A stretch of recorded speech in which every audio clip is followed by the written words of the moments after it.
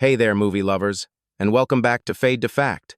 Today we're diving into one of the wildest, most stylish, and flat-out weirdest sci-fi blockbusters to ever hit the big screen.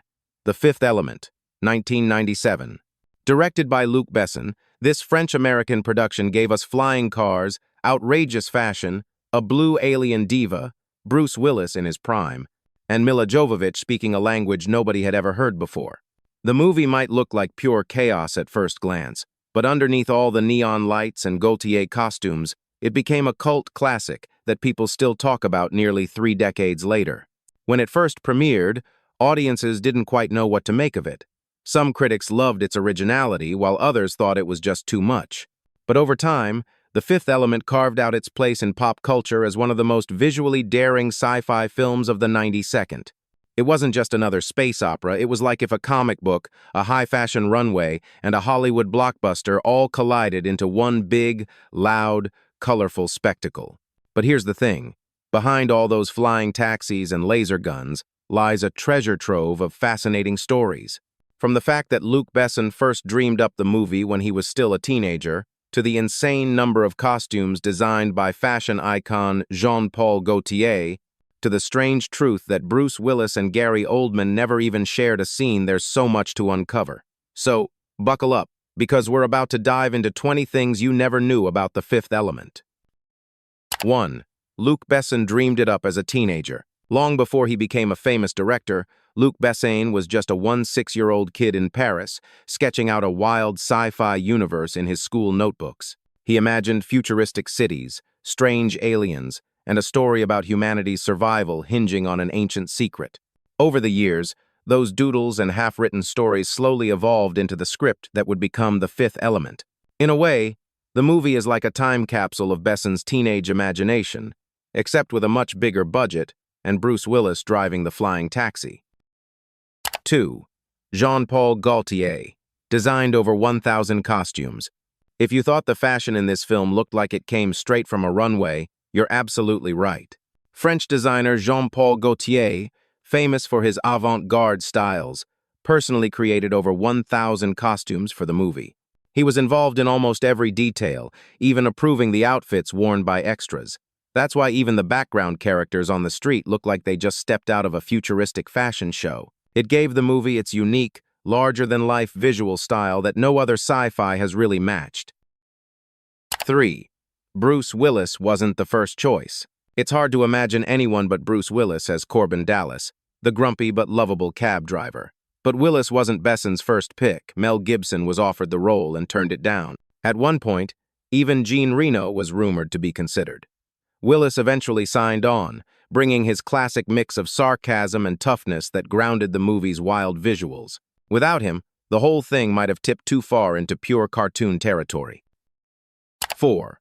Gary Oldman and Bruce Willis never shared a scene. Even though Gary Oldman's villain Zorg and Bruce Willis's Corbin Dallas are the two central forces in the movie, they never actually meet on screen. Not once. All their interactions are through other characters or events, which makes it unusual for a film with a clear hero and villain. It's a creative choice that worked, but it's something many viewers don't notice until someone points it out. 5. Milla Jovovich wasn't the only candidate for Leeloo. Leeloo's role, with her fiery orange hair and strange new language, became Milla Jovovich's breakout performance. But she almost didn't get the part. Actresses like Tricia Helfer and even model-turned-actress Elizabeth Berkley were considered. Besson chose Jovovich for her unique presence. She seemed both fragile and otherworldly, exactly what he needed for the character. Funny enough, Jovovich would go on to become a sci-fi action icon in her own right with the Resident Evil series. 6. The divine language was real. Leeloo doesn't just babble nonsense when she speaks her so-called divine language. Luc Besson and Milla Jovovich actually worked together to create a real, functional language with around 400 words. They even practiced it in letters and conversations off-set. By the time filming was done, they could hold full conversations in it. That attention to detail made Leeloo feel genuinely alien and not just another human in space. 7. The diva's song was nearly impossible to sing. The scene where the blue alien diva sings is one of the most memorable in the film. The aria starts with a real opera piece, but then shifts into a futuristic remix that no human voice should be able to handle. The high-speed vocal runs were digitally enhanced because even the professional opera singer Inva Mula couldn't sing them live. Still, she delivered the bass performance, and the result was something haunting and unforgettable. 8. It was the most expensive European film ever made. At the time of its release, The Fifth Element was the most expensive film ever financed in Europe, with a budget of around $90 million. It was a massive gamble for French cinema, combining Hollywood stars with European style. Luckily, the bet paid off. The film made over $260 million worldwide. It also proved that European productions could compete with the scale of American blockbusters. 9. The New York City of the future was built in England. You might think all those flying cars zipping through future Manhattan were created in some American studio, but the film was actually shot mostly at Pinewood Studios in England. Massive sets were constructed to bring Luc Besson's vision to life, and many of the effects shots were practical miniatures enhanced with CGI. It was a blend of old-school and new-school movie magic. 10. The taxi chase took 3 months to film. The thrilling sequence of Corbin Dallas's flying taxi dodging traffic looks like it might have been a quick shoot with some CGI, but it actually took about 3 months to put together. Model makers, stunt coordinators, and visual effects artists worked tirelessly to get the right balance of chaos and realism. The sequence became one of the standout moments of the film and influenced how sci-fi car chases would look for years to come. 11. The movie was inspired by French comics. Luc Besson was heavily influenced by French sci-fi comics like Valerian and Laureline and the Incal. These comics were known for their vibrant art, strange alien designs, and futuristic cityscapes. If you look closely, you can see the similarities between The Fifth Element and these works, from the flying cars to the outrageous costumes. In fact, later lawsuits claimed the film borrowed too much, though nothing stuck legally. Still, the DNA of French graphic novels is all over the movie. 12. The military scenes were a nod to Besson's father. The opening scenes with the military and scientists examining the ancient temple weren't just random sci-fi filler. Luc Besson's father worked in the scientific community, and Besson grew up fascinated by both science and military history. The blending of those worlds in the film reflected his upbringing. It also gave the movie a grounding in real-world institutions before things got truly bizarre. 13. Chris Tucker stole the show as Ruby Rhod. Chris Tucker's performance as Ruby Rhod was so over the top, some audiences didn't know what to make of it at first. His wild outfits, squeaky voice, and non-stop energy felt completely different from anything in mainstream sci-fi at the time. Tucker has said he based Ruby on Prince, Michael Jackson, and his own stand-up style.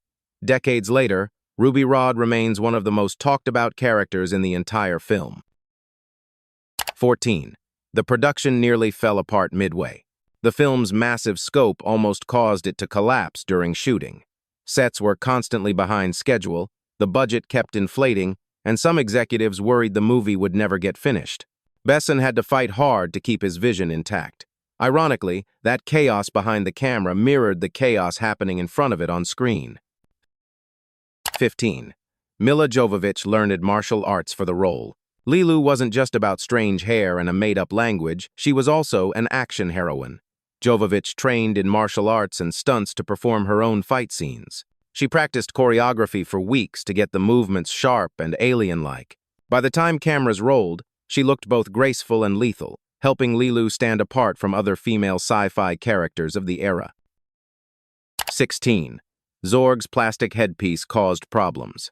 Gary Oldman's character, Zorg, has that strange plastic covering on his head, making him look extra villainous.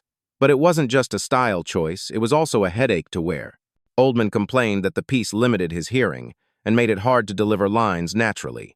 Still, the look became iconic, and Oldman's performance was so strong that audiences never suspected the discomfort happening underneath. 17. The exploding spaceship scene was almost cut. One of the movie's big climactic effects involved the Mangalore's spaceship exploding, but with the budget running tight, producers nearly cut the entire sequence.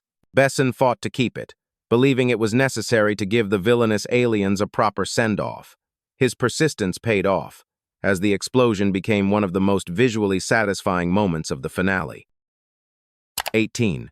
The opera singer was dubbed twice. The diva Plava Laguna was played on screen by French actress Maïwenn Lebesco, but her singing voice came from opera soprano Inva Mula. Then, for the techno-inspired second half of the aria, digital manipulation was added to push the notes beyond human limits. In short, it took 3 different people, the actress, the singer, and the sound engineers, to bring one unforgettable character to life. 19. It split critics right down the middle. When The Fifth Element premiered at Cannes, it received both standing ovations and harsh boos. Some critics called it visionary, others thought it was loud nonsense. American reviews were equally divided, though audiences responded more positively. Over time, however, the film's boldness and originality helped it gain cult classic status, with fans praising it as one of the most unique sci-fi films of its era. 20. It changed sci-fi cinema forever. Though not everyone appreciated it in 1997, the movie paved the way for more visually daring sci-fi. Its mix of fashion, music, and outrageous world-building inspired everything from The Matrix to modern space operas. Filmmakers cite it as proof that sci-fi can be fun, colorful, and unapologetically weird. In hindsight, The Fifth Element didn't just entertain, it redefined what a sci-fi blockbuster could look like. And there you have it, 20 things you never knew about The Fifth Element.